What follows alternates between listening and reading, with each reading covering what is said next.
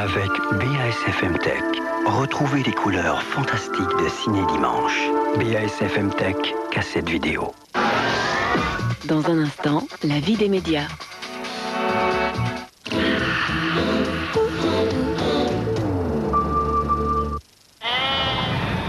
Bon, je te laisse. À plus tard. Ce qui est bien avec les mobiles, c'est qu'on peut parler à qui on veut, quand on veut. Mais ce qui serait encore mieux, ce serait d'avoir un forfait qui s'adapte automatiquement à votre temps de parole. Parce qu'il y a des moments où on a besoin de parler beaucoup et d'autres où on n'a pas vraiment envie. En fait, ce qui serait bien, ce serait d'avoir Optima d'Itinéris. Itinéris, le mobile selon vous. Quel parfum! Mais là, à l'intérieur! Bah, tout ce tartre. Découvrez Bref Gel Fraîcheur, le seul bloc cuvette en gel qui prévient le dépôt du tartre pour une hygiène parfaite. Et quelle fraîcheur! Bref Gel Fraîcheur, plus frais, anti-tartre. En un seul geste, bref. Existe aussi en recharge maxi économique. On va fluncher. Chez Flunch, on a pensé à ceux qui sont pressés comme un citron, mais qui veulent avoir la frite. À ceux qui veulent les grillades garanties tendres, comme un tête-à-tête. À ceux qui sont rapides comme l'éclair, ou cool comme un baba. On va fluncher. Restaurant Flunch, vous êtes bien dans notre assiette. On va fluncher.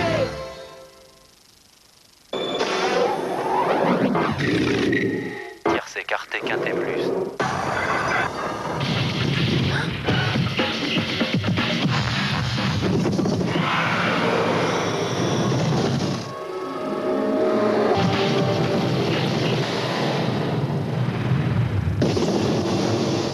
Le 9 Duc Barduy. 2 sur 4, tiercé, quintet plus, autant de jeux que d'émotions. PMU, jouez avec vos émotions. You're so pretty, you make me crazy. I'm in love with you, baby, baby. You don't have Stylis de Playtex. Bien-être et séduction.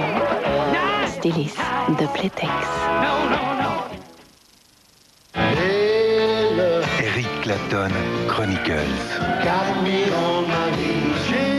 Le meilleur d'Eric Clapton, avec RTL2.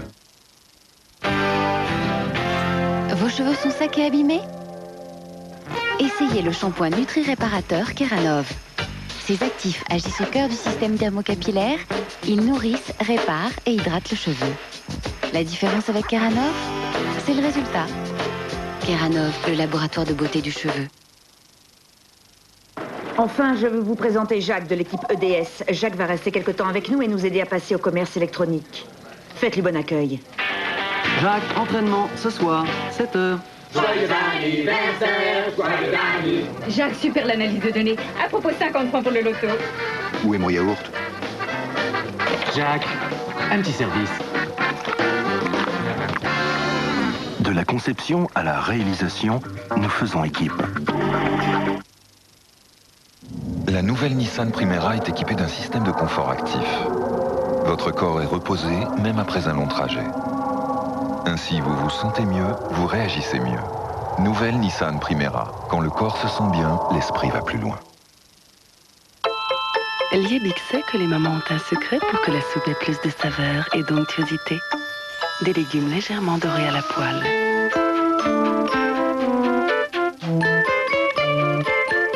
Pure soupe légumes poêlés. Quand c'est poêlé, c'est meilleur. Liebig, une cuillère pour l'envie, une cuillère pour la vie. Pour un essai privilégié de la nouvelle Nissan Primera, appelez le 0825 09 09 99. Konnichiwa. Konnichiwa. Konnichiwa. 全然ダメだわ。こんにちは。隣の客はよくかき食う客だ。Frisque. Ça réveille.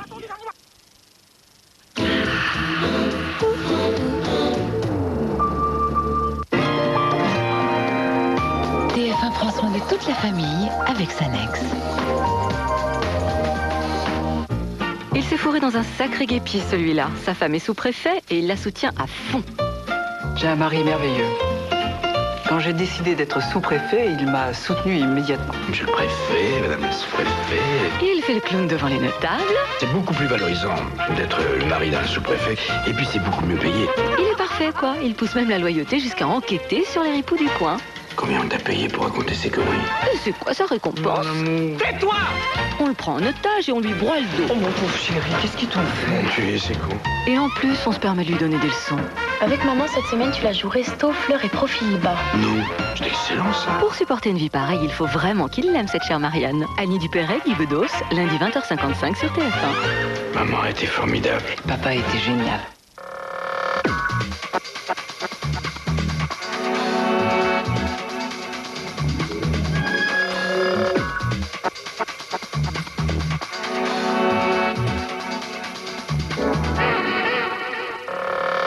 Au sommaire de la vie des médias, une interview de Jack Valenti, le patron d'Hollywood, et une enquête sur les chaînes d'information avec Christian Dutoit et Noël Coedel de iTélévision, et le mot de bienvenue de Jean-Claude Dacier, directeur général de LCI.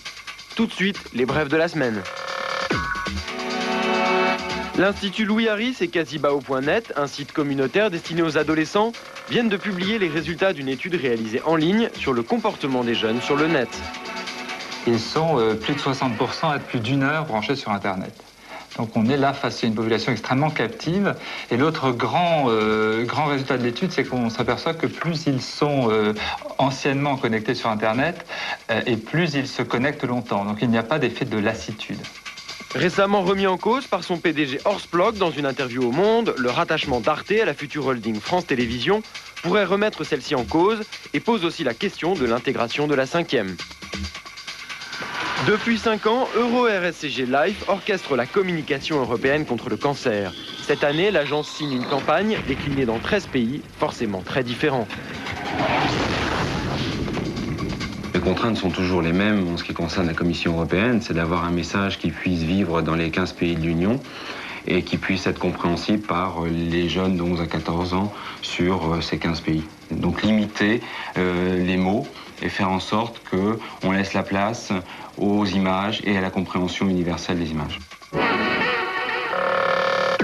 Bonjour, iTélévision, ce n'est pas un service Internet, ce n'est pas une société informatique, ce n'est pas un point de rendez-vous dans les aéroports. Non, iTélévision, c'est la nouvelle chaîne d'information que Canal+ va lancer. Et pour réussir, elle mise sur 2 originalités, l'information de proximité et la rapidité. Est-ce que cela sera suffisant pour réussir? Pour le savoir, rendez-vous le 4 novembre prochain, le jour du lancement. Un événement dont la portée n'est pas encore mesurée à sa pleine valeur est survenu en 1980. Ted Turner a lancé CNN. 20 ans plus tard, la chaîne devenue internationale compte 11 déclinaisons dans le monde. Son audience est de 78 millions de téléspectateurs, dont 5 millions en Europe. Faire de l'information en continu permet d'être en direct quand l'actualité le nécessite. La guerre du Golfe, le tremblement de terre en Turquie, les émeutes au Timor, l'enterrement de Lady Diana. Depuis, CNN n'a cessé d'être copié. En radio, France Info est lancé en 1987. Euronews, le canal qui regroupe 15 chaînes publiques européennes, apparaît en 1993. Mais l'événement le plus marquant en France sera le lancement de LCI le 24 juin 1994, la première et la seule chaîne d'information nationale. LCI colle à l'actualité, réalise son premier scoop avec les images de l'intervention du GIGN sur le Boeing venant d'Alger, diffuse les premières images de l'incendie du Crédit Lyonnais. LCI couvre l'actualité du jour et interroge tous les acteurs de la vie politique, économique ou culturelle. Dans une semaine, une autre chaîne iTélévision va faire son apparition. La France sera donc l'un des rares pays au monde à avoir 2 chaînes d'information. Dotée d'un budget de 150 millions de francs, iTélévision mise sur 2 éléments pour réussir et se développer, la rapidité et l'information de proximité. Avec une équipe de 80 journalistes, presque tous débutants, iTélévision fait le pari d'être le premier sur l'événement. Ces journalistes seront équipés de caméras numériques, d'une valise de montage, d'une camionnette avec parabole, le tout pour 1,5 million de francs. Ils auront donc tous les moyens pour réussir. Mais cette rapidité et cette présence comportent quelques risques. Occuper l'antenne et parler en direct en permanence peut conduire à la faute. Immédiateté et rigueur ne font pas toujours bon ménage. Elle mettra l'accent sur les événements qui se passent dans toute la France, Paris inclus, mais qui ne prendra pas en compte une version de la France trop traditionnellement colbertiste. Au-delà du périphérique, c'est une France qui n'existe pas, ou une sous-France, et à l'intérieur du périphérique, c'est une France d'élite. e-Télévision fait donc le pari d'accorder à l'information locale ou régionale la priorité sur le national. S'agit-il d'une gageure? Car aujourd'hui, les Toulousains ne s'intéressent pas forcément à ce qui se passe à Lyon, Brest, Carpentras ou Bordeaux. À ce jour, aucun titre de la presse quotidienne régionale n'a réussi cet exploit. Notre région, c'est la France. On traite l'information nationale. On est une chaîne nationale, on n'est pas une chaîne des régions. On ne va pas faire un sujet breton, un sujet alsacien, un sujet provençal, un sujet picard, en disant la soupe est bonne. À la fin de la journée, on n'est pas les petits cochons du Nord et du Midi. On va trouver dans toutes les régions de France des sujets nationaux. Ici,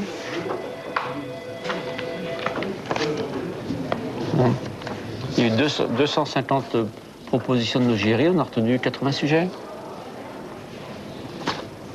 Et ces sujets-là, ils viennent de la Mayenne, ils viennent d'Annecy, de Nantes, d'Amiens, Marseille, de Bourges, Charleville. Ils seront intéressants pour tout le monde.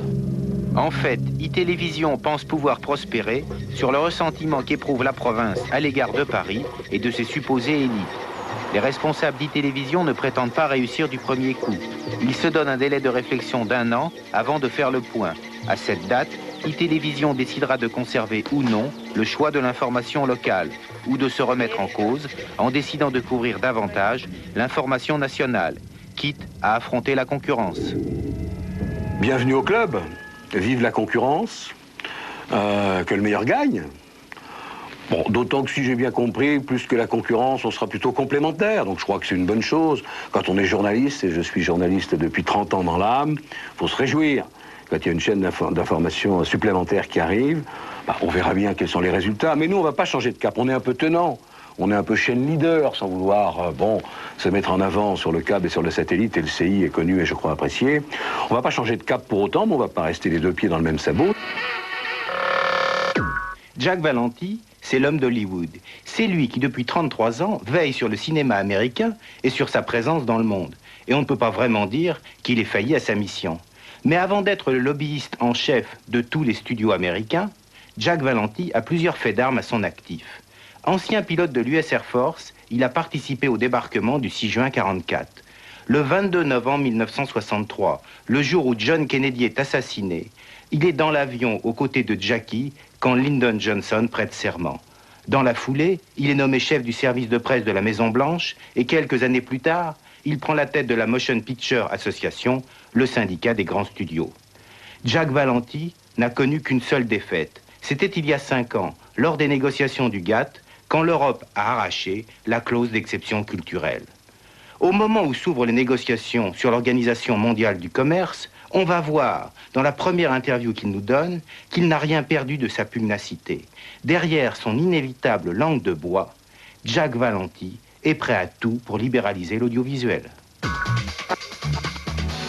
Jack Valenti, merci de nous accueillir. Est-ce que c'est pas un peu facile de vous présenter comme un ami du cinéma français au moment où les parts de marché de celui-ci tombent en salle? J'ai toujours dit que c'est dans l'intérêt du cinéma mondial qu'il y ait une industrie cinématographique nationale forte dans chaque pays. Donc, plus le film français est populaire en France, mieux c'est pour tout le monde. Comment expliquez-vous le fait que vous êtes, vous, un ami du gouvernement américain, du président des États-Unis, alors que les responsables du cinéma français, eux, sont bien éloignés de leur gouvernement? Je ne suis pas un proche du président Clinton. Néanmoins, le président et le Congrès ont conscience que le cinéma est un aspect important de la vie culturelle et économique des États-Unis. Mais sa réussite ou son échec dépendent du type de film produit. Vous n'allez pas parler au gouvernement américain pendant les prochaines négociations? Non, je n'y serai pas.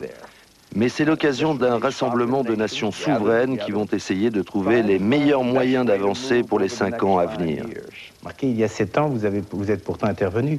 Ce qui s'est passé au GATT en décembre 1993, c'est comme si c'était arrivé il y a 100 ans. C'est de l'histoire ancienne. Nous sommes à l'aube de l'époque la plus radicale, révolutionnaire, que le monde audiovisuel n'ait jamais connue. Avec le monde numérique, avec Internet, le web, les transmissions par satellite, on va passer en 5 ans, dans les prochaines années, de l'âge de pierre à une ère véritablement moderne. Et aujourd'hui, est-ce que vous avez l'intention de remettre en cause les subventions? Non. J'ai toujours dit que je n'avais rien contre les subventions. Le gouvernement américain le fait déjà pour l'opéra, la danse et pour le théâtre régional. Mais je ne souhaite pas que le gouvernement américain subventionne les films américains. Personnellement, je suis convaincu que dans l'intérêt à long terme de la France, plus le marché est ouvert, mieux c'est. Surtout dans le domaine de la création. Vous avez raison, mais le marché américain n'est pas aussi ouvert que vous le dites aux films français.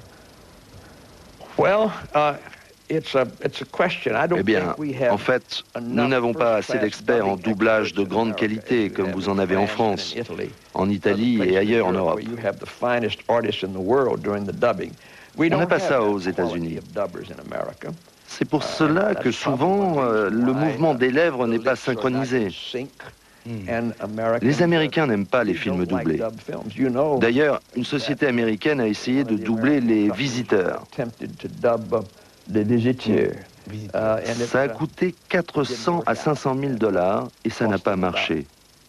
Ça a été un véritable échec. Est-ce que vous pensez, comme Viviane Reding, que les quotas ne sont pas forcément la seule solution pour défendre la culture? Honnêtement, je pense qu'à l'avenir, avec l'arrivée du monde numérique et surtout avec Internet, qui vont révolutionner la gestion de la diffusion de l'information, des données et de programmes et de divertissement, le problème des quotas sera caduque. Donc, si vous vendez de la programmation à la demande par cette méthode-là, je ne vois pas comment on peut imposer des quotas. Et technologiquement, je ne sais même pas si c'est possible.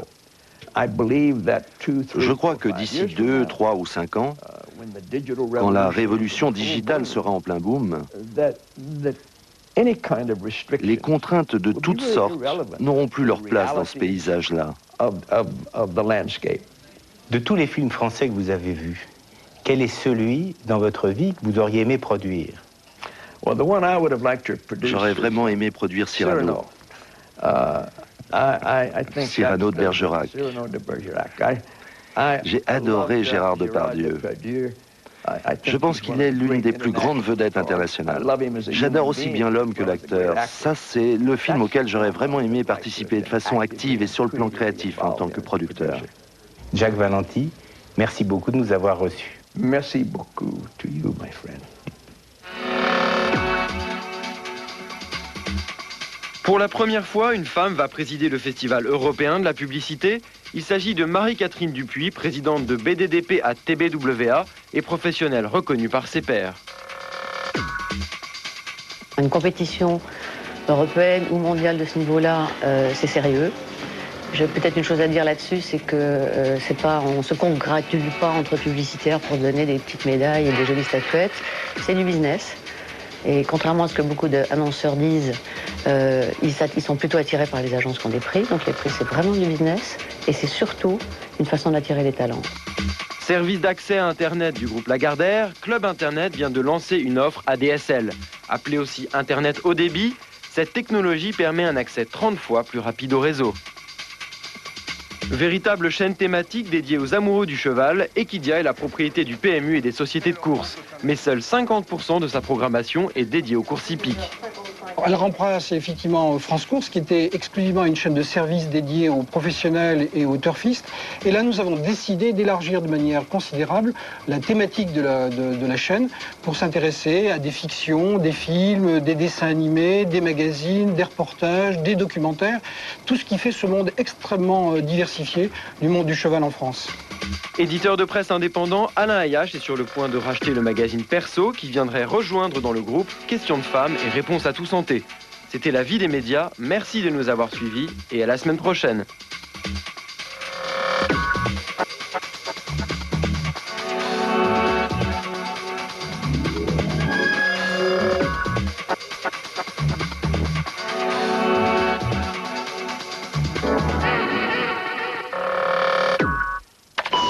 Avec de plus en plus de nouveautés, le site de TF1 fait des vagues sur le web. Toute l'actualité en profondeur, 24 heures sur 24. Sélection des grands événements du jour, bourse, économie, politique, sport, événements en direct et dernières dépêches. Accès en images à l'actualité et aux coulisses du journal dévoilé en direct live par 2 webcams. Mais aussi tous les dossiers disponibles sur le réseau pour répondre à vos questions. www.tf1.fr. TF1 est sur Internet, parce que l'information ne s'arrête jamais.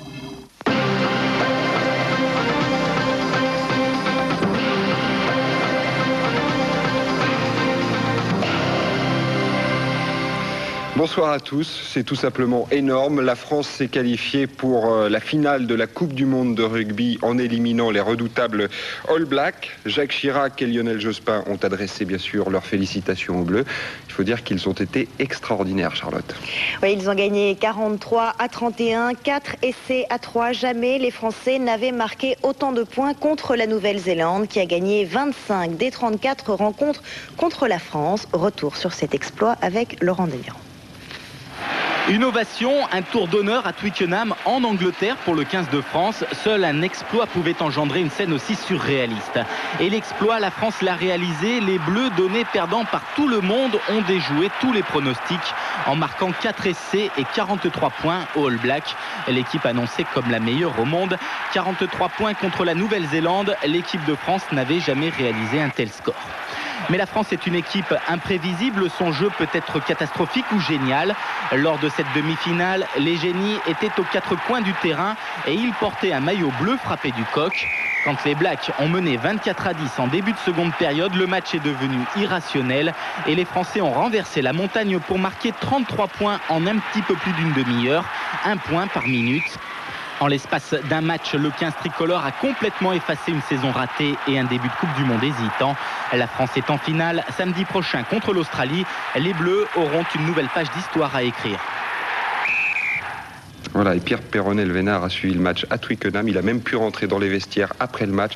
Et en exclusivité, vous allez découvrir le haka français. Regardez. Et qui c'est le meilleur? La traduction est libre, mais le haka français vaut son pesant d'or. Qui c'est le meilleur? C'est nous! Attention, équilibre respiratoire. Qui c'est le champion? C'est nous! Et l'enthousiasme français déborde évidemment des vestiaires. Les rengaines font frissonner, la boîte aux souvenirs est ouverte. C'était il y a 1 an, les paroles n'ont pas changé. Une magnifique équipe de France, c'est génial, bravo. Vous manquez un peu de voix là déjà soir. Déjà c'est fini là, même quelques bières vont avoir du mal à rentrer. Avec humour, les supporters néo-zélandais immortalisent leur dépit. La correction empêche de traduire les inscriptions. Calme en apparence, Philippe Carbonneau, écarté de la sélection à cause d'une blessure, savoure la revanche du 15 français. C'est un match énorme, quoi. On n'attendait pas les Français à ce niveau-là. Ils l'ont démontré, je suis très content pour eux. Et pendant que Twickenham se vide, les grands anciens du rugby français se remettent de leurs émotions. On revoit le match, j'ai plus de voix énorme, j'ai crié vraiment très très fort. Et ils ont été monstrueux. Une fierté française chantée à l'unisson dans les coursives du stade et dans le vestiaire des nouveaux héros du rugby français. Et maintenant, le 15 tricolore a 5 jours pour se préparer à affronter l'Australie en finale samedi prochain à Cardiff. En 1987, lors de la première Coupe du Monde, les Bleus avaient battu les Wallabies, mais la dernière victoire française contre l'Australie remonte à 1993. Les secours n'ont retrouvé aucun survivant près de 16 heures après le crash d'un Boeing 767 d'Égyptair au large des côtes nord-est des États-Unis.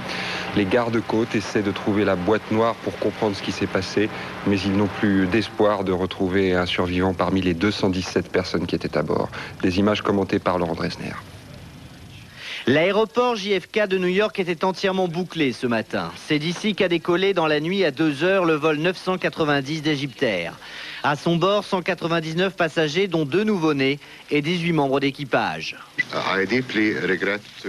J'ai la tristesse de vous annoncer que nous avons perdu tout contact avec le vol 990 en provenance de New York et à destination du Caire ce matin, 55 minutes après son décollage. À 3 heures du matin, les gardes-côtes du Massachusetts entament les recherches. Au lever du jour, guidés par hélicoptère, ils découvrent ce qu'ils pressentaient. Nous avons localisé un champ de débris à 100 km au sud de Nantucket. Il s'agit de sièges, de couvertures de survie, de coussins. Et plus tard dans la matinée, les gardes-côtes ne trouveront qu'un seul corps. Malgré un peu de brouillard, les conditions de vol étaient excellentes. L'avion, un Boeing 767-300 de ce type, avait à peine 10 ans. Son équipage était expérimenté. Egyptair n'a pas connu d'accident depuis 1986. Bill Clinton a aussitôt saisi le FBI et toutes les administrations concernées. Selon les dernières informations, l'avion était en chute libre au moment de l'impact. Les chances de trouver les survivants sont maintenant quasiment inexistantes. Et pour le moment, les autorités américaines n'arrivent pas à expliquer ce drame. Ce qui les intrigue, c'est qu'il s'est produit dans la même zone. L'avion, là où l'avion de la TWA s'était écrasé il y a 3 ans. Et il y a quelques mois, l'avion de John Kennedy s'était également abîmé. Géraldine Ponce. Juillet 96, le vol 800 de la TWA, assurant la liaison New York-Paris, s'abîme en mer au large des côtes nord-est des États-Unis. 12 minutes après son décollage, il n'y a aucun survivant. Aucun survivant également dans l'accident du vol 111 de la Swissair. Septembre 98, l'avion décolle aussi de New York. Quelques minutes plus tard, il disparaît en vol au large de la ville d'Halifax au Canada. Et c'est dans cette même zone, un peu plus au sud, près de l'île de Martha's Vineyard, que s'écrase en juillet dernier l'avion de John Kennedy Jr. Le scénario se répète donc aujourd'hui une 4e fois avec l'accident du vol 990 d'Égyptair au large de l'île de Nantucket au Massachusetts. 4 accidents presque similaires qui laissent perplexes. Le président d'Égyptair a d'ailleurs indiqué qu'il entendait déterminer s'il existait un éventuel lien entre ces catastrophes. C'est curieux et nous voulons savoir exactement ce qu'il s'est passé, a-t-il affirmé. Erreur de pilotage, problème technique ou encore attentat terroriste. Pour les accidents précédents, toutes les hypothèses ont été examinées, mais aucune ne semble les relier entre eux. Seul point commun, le lieu de la disparition, la côte est des États-Unis autour de l'aéroport de New York, le couloir aérien le plus fréquenté au monde, ce qui expliquerait pour des raisons statistiques le nombre d'accidents. Et dans la soirée, l'administration fédérale de l'aviation a déclaré qu'elle avait reçu il y a quelques semaines une menace d'attentat, mais elle ne l'avait pas jugée sérieuse parce que son auteur était en prison. En France, Dominique Strauss-Kahn pourrait éviter sa mise en examen dans l'affaire de l'AMNEF selon ses avocats. Il faudrait pour cela que le ministre de l'économie demande à être entendu comme témoin assisté et à condition que le Conseil des ministres donne son feu vert. Oui, et ce qui est certain, c'est que Dominique Strauss-Kahn a rencontré à Matignon Lionel Jospin qui venait de rentrer de Guadeloupe, mais les deux hommes n'ont fait aucune déclaration. Et la classe politique reste relativement discrète sur cette affaire, faisant valoir la présomption d'innocence. Ce gouvernement respecte l'indépendance de la justice. La justice doit faire et fera son travail. Jusqu'où, c'est un peu à elle de le dire. Mais au-delà de ça, je veux dire que Dominique Strauss-Kahn a droit à la présomption d'innocence, qui est un droit fondamental dans notre République. Je préfère combattre Dominique Strauss-Kahn, que je considère comme un ministre talentueux sur le plan de ses idées et de sa politique, on y reviendra tout à l'heure, que sur le plan des affaires. Je suis effrayé par la proportion que prennent les affaires de notre vie publique et tout cela n'est probablement pas étranger au fait que la moitié des électeurs se détournent des urnes. Propos plus sévères en revanche de François Fillon, le député RPR de Paris dénonce l'hypocrisie de Lionel Jospin qui va trop vite lorsqu'il donne des leçons de morale aux autres. Encore, s'il ne reste plus qu'une seule paillote illégale, celle de Pierre Poli sur la plage au sud de Porto Vecchio. Son propriétaire refuse de détruire son établissement qu'il a ouvert il y a 14 ans. Normalement, toutes les autres ont été sabordées. Sur place, Lise Ramboudoul. Ultime conférence de presse sur la plage. Devant les caméras, Yves Ferraud, le célèbre propriétaire de chez Francis, met le feu à sa paillote réduite en morceaux. Mais le feuilleton aura une suite. Pour moi, c'est la dernière journée sur la plage. Je me battrai pour avoir mon permis sur mon terrain qui est juste là derrière. Parce que la loi doit être pour tout le monde. La loi, ils sont finalement 8 propriétaires de paillotes à l'avoir respectée dans les délais. Dans le golfe d'Ajaccio et sur cette plage, près de Porto Vecchio, les gendarmes vérifient depuis une semaine l'évolution des démolitions. Ici, les paillotes sont sur le domaine du Conservatoire du littoral. Pierre Poli y exerce son activité de restaurateur depuis 15 ans. Lui ne veut toujours pas démolir. C'est que moi, je me trouve à la rue, là. Ça, ils en ont rien à foutre. Ils en ont rien à foutre. Ils sont dans leur fauteuil, ils discutent par téléphone, par fax, et moi je suis toujours là, à attendre un dialogue. Alors le dialogue, s'ils veulent bien, je suis là, à leur disposition. S'ils viennent avec leur génie, eh bien ils ont qu'à venir avec le génie. Il reste encore quelques heures. Demain, un huissier et un représentant de la préfecture viendront constater si la démolition a commencé. La grève des transports en commun va continuer toute la journée à Lille. Les conducteurs de bus, de tramway et de métro ont arrêté le travail après l'agression de leurs collègues. Il avait simplement demandé à un passager d'éteindre sa cigarette. Ce dernier lui a donné un coup de couteau et le conducteur est toujours à l'hôpital. La prison de Cherbourg est complètement vide. Les 69 prisonniers ont été transférés vers les établissements pénitentiaires de Caen et de Rennes après une intoxication au monoxyde de carbone après une fuite avant-hier soir. Ils devraient réintégrer leur prison de Cherbourg d'ici une semaine. Un photographe français aurait été enlevé par des Tchétchènes, c'est ce qu'affirment les services secrets russes qui distribuent à la presse une cassette vidéo sur laquelle on voit un homme qui se présente comme un photographe français. Il aurait été enlevé il y a 3 semaines. Mais il faut se méfier de ce type de document fourni par les Russes. Ils voudraient bien que les journalistes occidentaux quittent la Tchétchénie, qu'ils continuent de bombarder. Et à ce propos, les Russes ont libéré 2 journalistes américains et britanniques qu'ils retenaient depuis jeudi en Tchétchénie. Football, Lens et Rennes ont fait match nul, 1-1 en match en retard de la 13e journée du championnat. Premier but de Shabani Nonda pour Rennes, le voici. Et puis égalisation de Lens grâce à ce très beau but de Pascal Nouma. Et je vous rappelle qu'Auxerre a repris la tête du classement. Mika Häkkinen conserve son titre de champion du monde des pilotes de F1. Le Finlandais a remporté le dernier Grand Prix de la saison au Japon, mais Ferrari peut se consoler avec le titre de champion du monde des constructeurs grâce aux 2e et 3e places de Schumacher et Eddie Ortheim. Voilà pour l'essentiel de l'actualité de ce dimanche 31 octobre. C'est la fin de ce journal. Merci de l'avoir suivi. Cette semaine dans Y'a pas photo, les histoires étonnantes et drôles de la télé. Passer les bornes, plus de limites. Zapping des programmes les plus insolites. À 16 ans, Aurélie rêve de devenir animatrice et fera tout pour y arriver. Elle a déjà une fan, sa mère. Oprah Winfrey est la présentatrice télé la plus riche des États-Unis. Portrait d'une star. Les faux rires en direct, ça fait des ordres, mais qu'est-ce que c'est drôle. Grâce à des caméras indiscrètes, les particuliers exposent leur vie privée sur le web et ça les stimule. Alors la télé, c'est bon pour le couple et l'amour. Démonstration sur le plateau. Y'a pas photo, c'est tout un programme. Lundi à 22h45 sur TF1. Pour un week-end en toute tranquillité sur TF1 avec le groupe Société Suisse Assurance.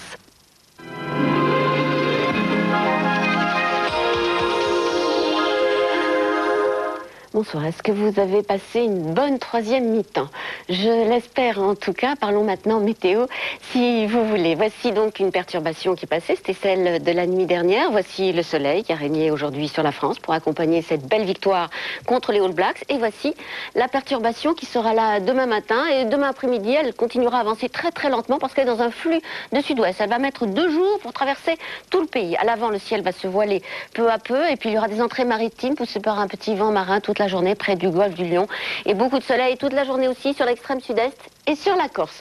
Quant aux températures, elles devraient remonter demain après-midi puisqu'on va retrouver notre fameux flux de sud-ouest. Donc le minimum pour Brest, le maximum pour le sud-ouest, 18 degrés à Strasbourg, 17 degrés à Lille. Je vous propose un coup d'œil sur la semaine à venir. Qu'est-ce qui va se passer mardi? Eh bien, on va retrouver cette perturbation, je voulais dire, elle mettra 2 jours pour traverser le pays. Donc mardi, elle sera arrivée sur le flanc est, le soleil va revenir timidement le matin sur l'ouest et plus franchement l'après-midi. Mercredi, poussée anticyclonique venue d'Espagne et donc du soleil sur un grand quart sud-ouest.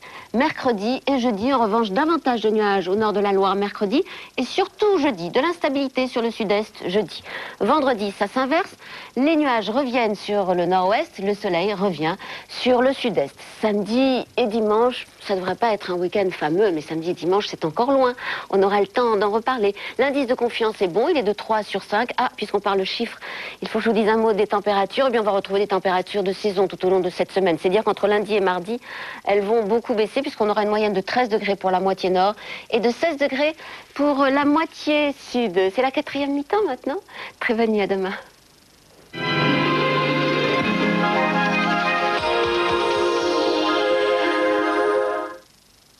La météo avec le groupe Société Suisse Assurance. J'ai un mari merveilleux. Quand j'ai décidé d'être sous-préfet, il m'a soutenu immédiatement. Monsieur le préfet, madame la sous-préfet, non, c'est excellent ça. Avec maman, cette semaine, tu la joues resto, fleurs et profil bas. Mon amour. Tais-toi! Mon cher petit papa, je crois que t'es mal barré. Oh merde.